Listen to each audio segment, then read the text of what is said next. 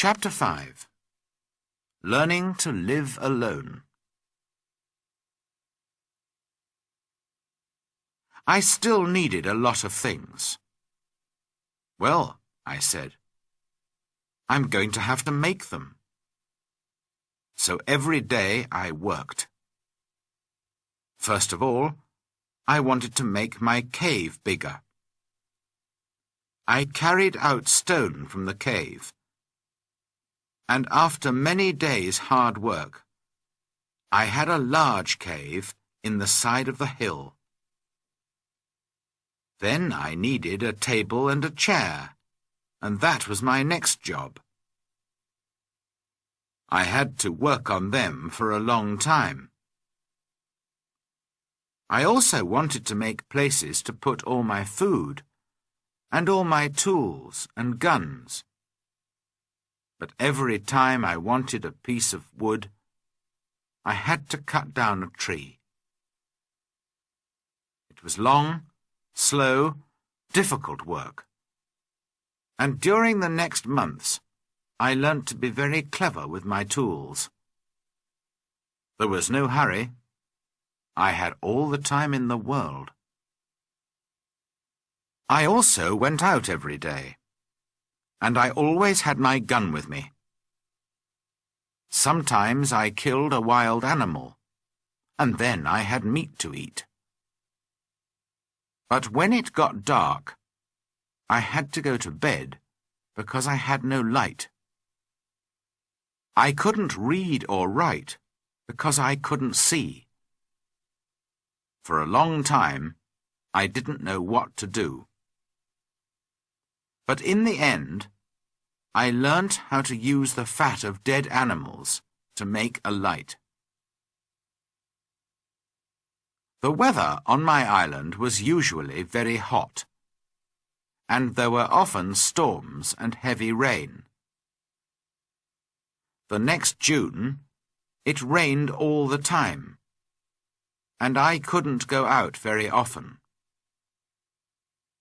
I was also ill for some weeks, but slowly I got better.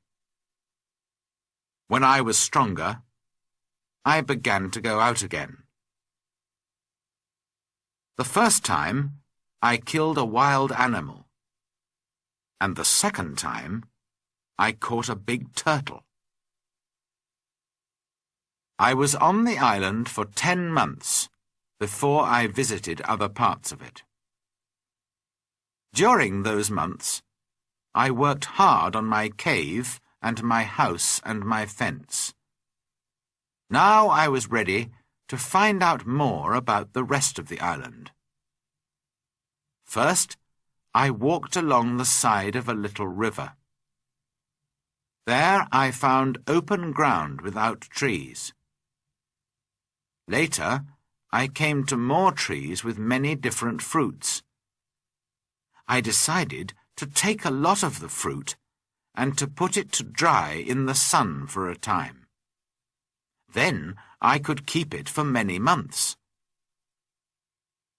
That night, I went to sleep in a tree for the second time, and the next day I went on with my journey.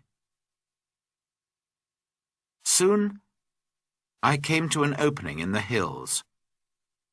In front of me, everything was green, and there were flowers everywhere.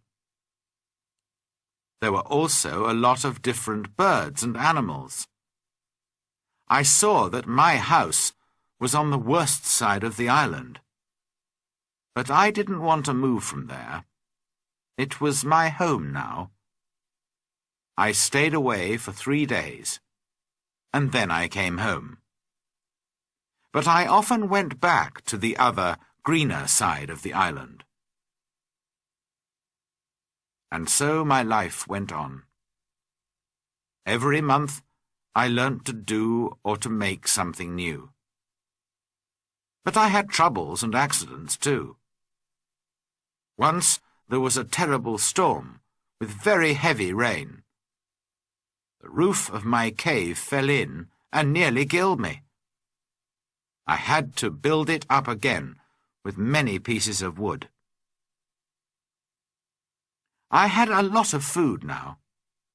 I cooked it over a fire or dried it in the sun. So I always had meat during the rainy months when I could not go out with the gun. I learnt to make pots to keep my food in. But I wanted very much to make a harder, stronger pot, a pot that would not break in a fire. I tried many times, but I could not do it. Then one day I was lucky. I made some new pots and put them in a very hot fire. They changed colour, but did not break. I left them there for many hours, and when they were cold again, I found that they were hard and strong. That night I was very happy. I had hot water for the first time on the island. By then, I also had my own bread. That was luck too.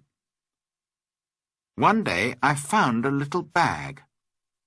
We used it on the ship to keep the chickens' food in. There was still some of the food in the bag, and I dropped some of it onto the ground.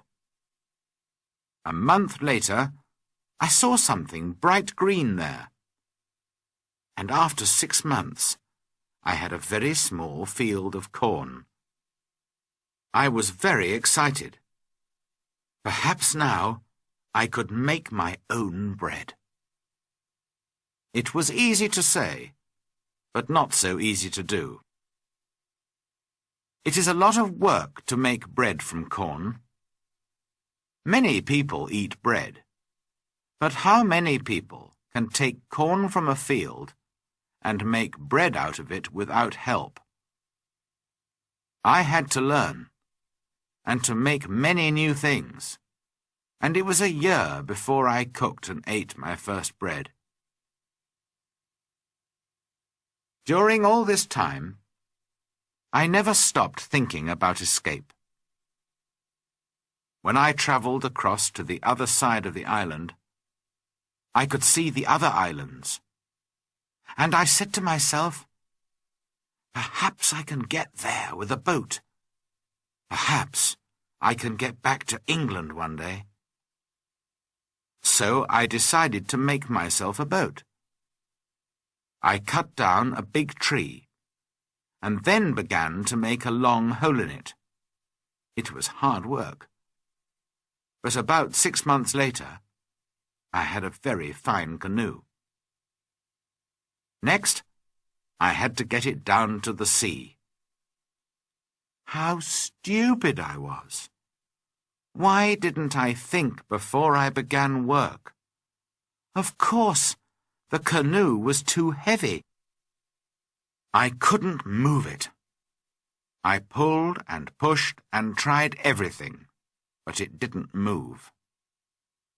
I was very unhappy for a long time after that. That happened in my 4th year on the island. In my 6th year, I did make myself a smaller canoe, but I did not try to escape in it. The boat was too small for a long journey, and I did not want to die at sea. The island was my home now, not my prison, and I was just happy to be alive. A year or 2 later, I made myself a second canoe on the other side of the island. I also built myself a second house there, and so I had 2 homes. My life was still busy from morning to night. There were always things to do or to make. I learnt to make new clothes for myself from the skins of dead animals. They looked very strange, it is true, but they kept me dry in the rain. I kept food and tools at both my houses, and also wild goats. There were many goats on the island, and I made fields with high fences to keep them in. They learnt to take food from me, and soon I had goat's milk to drink every day. I also worked hard in my cornfields, and so many years went by. Chapter 6. A Footprint. Then, one year, something strange and terrible happened. I often walked along the shore, and one day I saw something in the sand. I went over to look at it more carefully, and stopped in sudden surprise. It was a footprint. The footprint of a man. Who could this be? Afraid, I looked around me. I listened. I waited. Nothing. I was more and more afraid.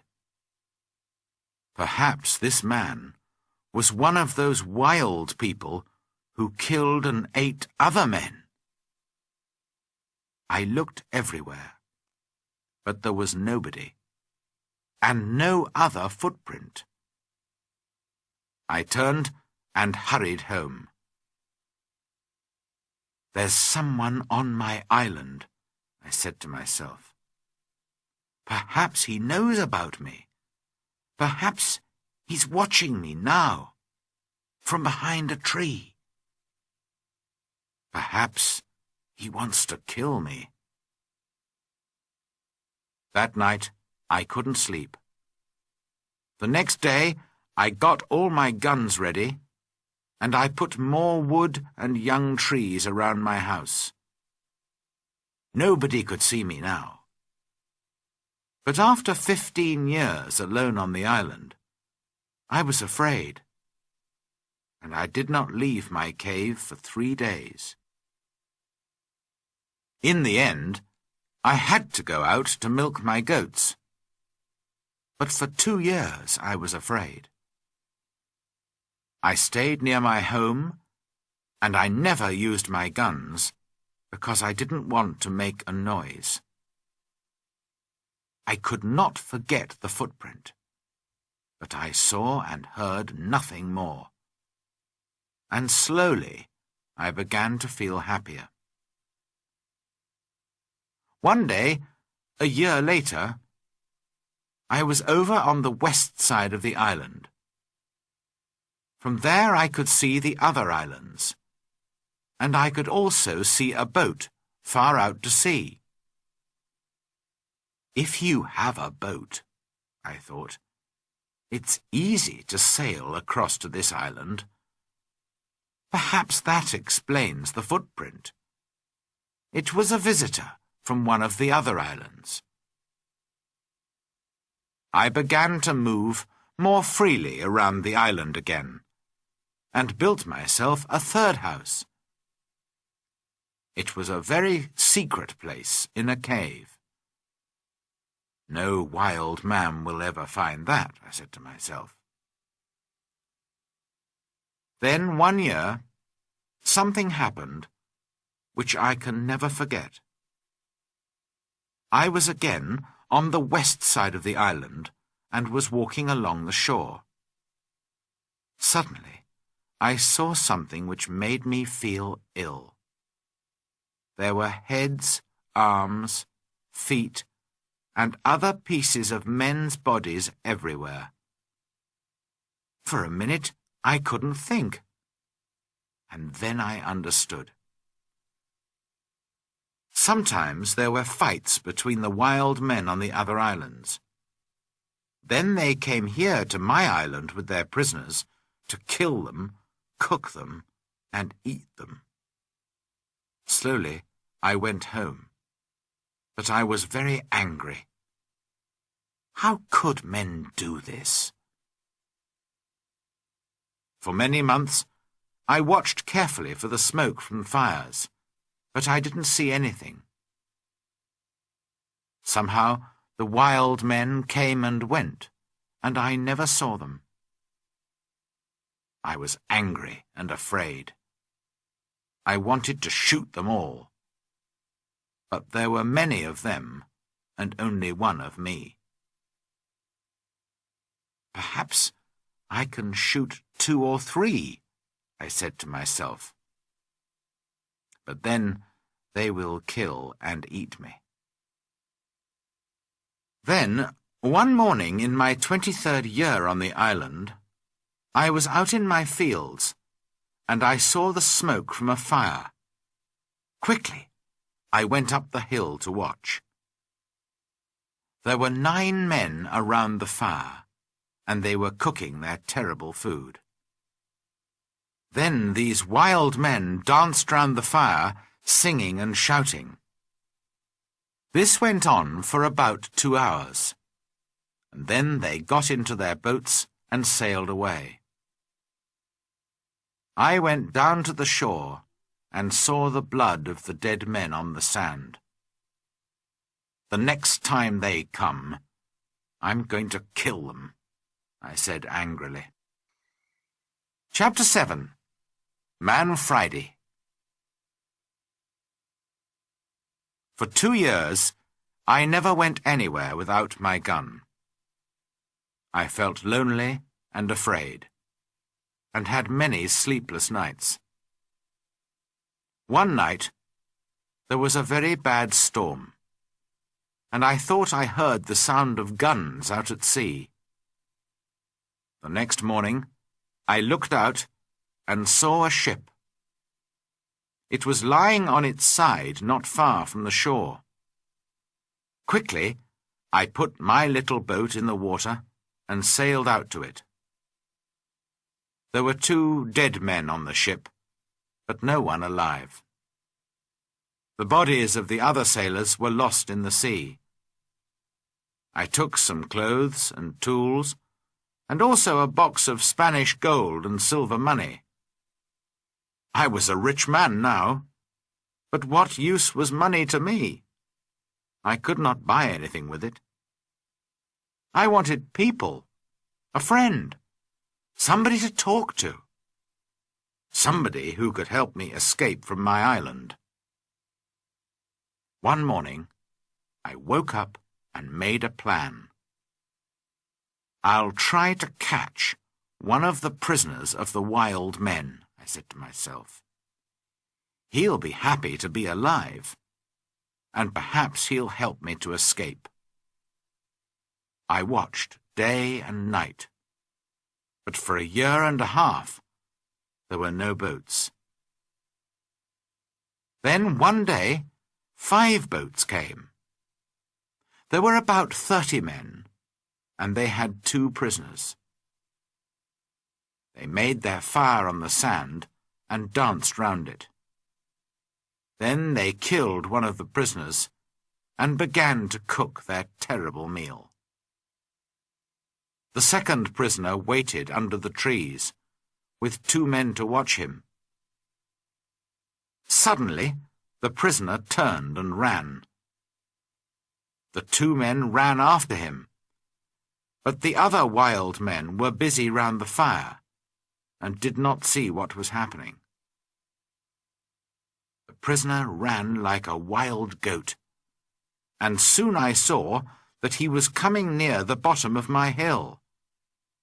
As fast as I could, I ran down the hill and jumped out of the trees between the prisoner and the 2 wild men. I hit the first man with the wooden end of my gun, and he fell down, but I had to shoot the second man. The poor prisoner did not move. He was afraid of the noise of my gun. I called to him and tried to show him that I was friendly. Slowly, he moved nearer to me. But just then, the first wild man began to get up from the ground. Then the prisoner spoke, and I understood that he wanted my sword. How happy I was to hear words again. I gave him my sword, and at once he cut off the head of his enemy. Hurriedly, we hid the dead bodies under some leaves. and then left quickly.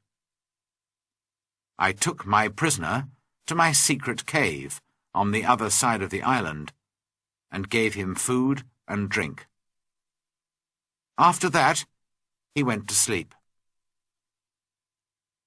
He was a fine young man, about 25 years old, tall and well-built, with a kind face and a nice smile. He had a brown skin, black hair, bright eyes, and strong white teeth. I decided to give him the name of Man Friday, because I first saw him on a Friday. When he woke up in the morning, he ran out to me. I was milking my goats in the field, and he got down on the ground and put his head near my foot. I understood that he was thanking me, and I tried to show him that I was his friend.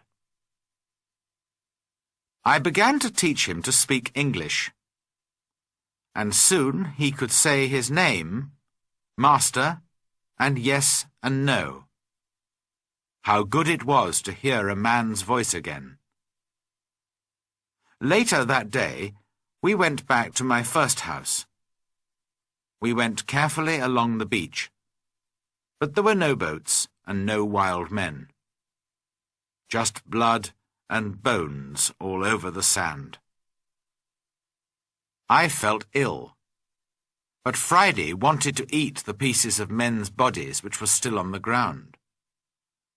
I showed him that this was terrible for me, and he understood. When we got to my house, I gave Man Friday some trousers, and I made him a coat and a hat. He liked his new clothes very much. Then I made him a little tent to sleep in. But for a few weeks, I always took my gun to bed with me. Perhaps Friday was still a wild man, and would try to kill me in the night. At first, Friday was very afraid of my gun. Sometimes he talked to it, and asked it not to kill him. Friday was a quick learner, and his English got better day by day. He helped me with the goats and with the work in the cornfields, and soon we were good friends. I enjoyed teaching him, and most of all, having a friend to talk to. This was the happiest of all my years on the island. Friday and I lived together happily for 3 years. I told him the story of my adventures and about life in England, and he told me about his country and his people. One day we were at the top of the highest hill on the island, and we were looking out to sea. It was a very clear day, and we could see a long way. Suddenly, Friday began to jump up and down, very excited. "What's the matter?" I said. "Look, Master, look!" Friday cried. "I can see my country. Look over there." I looked, and there to the northwest, between the sea and the sky, was a long, thin piece of land. I learnt later that it was the island of Trinidad, and that my island was in the mouth of the river Orinoco on the north coast of South America. I began to think again about escape. Perhaps Friday wanted to go home too. Perhaps together we could get to his country. But what then? Would Friday still be my friend, or would his people kill me and eat me? I took Friday to the other side of the island and showed him my big canoe. It still lay under the trees. It was very old now, and there were holes in the wood. "Could a boat like this sail to your country, Friday?" I asked him. "Oh, yes," he answered. "A boat like this can carry a lot of food and drink." "Then we'll make another canoe like it, and you can go home in it," I said. But Friday looked very unhappy. "Why are you angry with me?" he asked. "What have I done? Why do you want to send me home?" "But I thought you wanted to go home," I said. "Yes, but you must come with me. Kill me if you want, but don't send me away from you." Then I saw that Friday was a true friend, and so I agreed to go with him. We began work on the canoe at once. Friday chose the tree himself. He understood wood better than I did, and we cut it down. We worked hard, and in a month the boat was finished. 2 weeks later, it was in the sea, and we began to get ready for our long journey. Chapter 8. Escape from the Island. I was now in my 27th year on the island, and I did not want to be there for another year. We worked hard to get the corn in and to make a lot of bread. We had dried fruit and salted meat, and big pots to keep water in. One evening, Friday went out to look for a turtle for meat and eggs. But in less than an hour he was back, and he looked very afraid. "Master! Master!" he cried. "There's a great ship near the island, and men are coming to the shore in a boat." I jumped up and ran with him down to the shore. To my great surprise, I saw that it was an English ship. But why was it here? English ships never came this way. Perhaps they were pirates. "Don't let them see you, Friday," I called. "We'll hide in the trees and watch." There were 11 men in the boat, but 3 of them were prisoners. Their arms were tied with rope, but their legs were free and they could walk. The other sailors pushed the 3 prisoners up the beach, laughing and shouting and hitting them. Then some of them sat down on the sand and began to drink. Others walked away to look at the island, and 2 men stayed to watch the boat. The 3 prisoners walked slowly along the beach and sat down under a tree not far from us. They looked very unhappy. Very quietly, I came up behind them through the trees and called out to them in English. "Don't be afraid," I said. "I'm an Englishman. Perhaps I can help you." The 3 men turned and looked at me. They did not answer at once. They were too surprised. Perhaps they thought I was a wild man myself, in my strange homemade clothes of animal skins, and with my long hair and beard. Then the oldest man spoke. "I am the captain of that ship," he said, "and these 2 men are my first and second officers. Last night there was a mutiny, and the seamen took the ship from me. Now they're going to leave the 3 of us here to die on this island." "Do these mutineers have guns?" "Only 2, he answered, "and they've left those on the boat." "All right," I said. "We'll fight them. But if we get your ship back for you, you must take me back to England." The captain agreed immediately, and thanked me very warmly for my help. Friday ran back to my house to get all the guns, and the captain and I made a plan. The first part was easy, because the seamen were not ready for a fight. We shot the 2 men at the boat, and the captain shot another man. This man, Tom Smith, was the worst of them all, and he began the mutiny on the ship. Then the captain talked to the other 5 men, and they agreed to help him. They did not really want to be mutineers, but they were afraid of Tom Smith. "Now," I said to the captain, "we must get back your ship. How many men are on it?" 26, the captain replied. "And they will fight hard because they won't want to go home. It is death for all mutineers in England. But not all the men are bad. I'm sure that some of them will help me." Just then we saw another boat which was coming from the ship to the shore. There were 10 men in it, and they all had guns. We ran into the trees and waited. It was a long, hard fight, but by now it was dark, and this helped us very much.